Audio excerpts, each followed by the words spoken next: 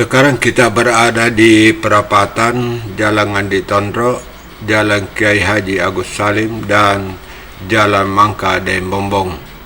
Di sini perapatan sangat ramai.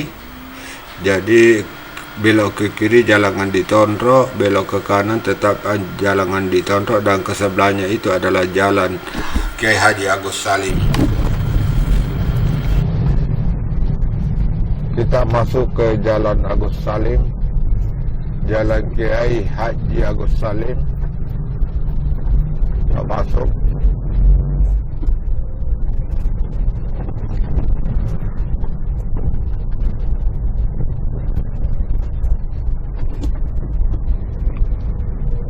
Di sini ada kantor Kementerian Agama Depak Kabupaten Goa.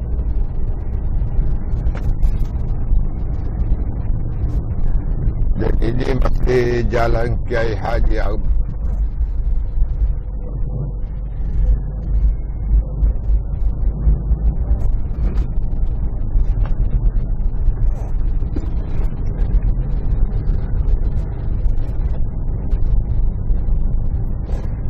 Jalan Kiai Haji Agus Salim ini adalah memotong Jalan Masjid Raya. Dan di sebelahnya pada perapatan itu terdapat Jalan Tumanurun, Jalan Tumanurun Raya. Di sini ada pompa bensin. Ini agak pendek Jalan Kiai Haji Agus Salim. Ini ada pompa bensin SPBU. Di sebelah kanan ini kalau sore banyak penjual-jual kaki lima.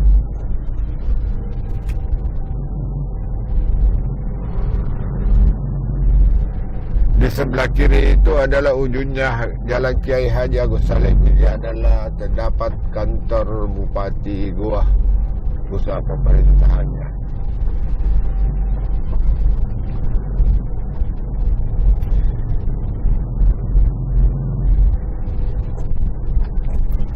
Jadi ini adalah batas dari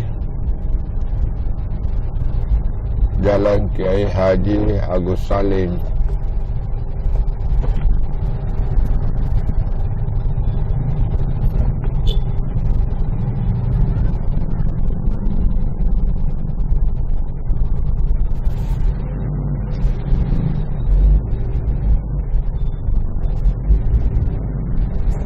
Jalan Kiai Haji, batas akhir ada lampu merah. Sebelah kanan itu adalah Jalan Masjid Raya yang dipotong ini.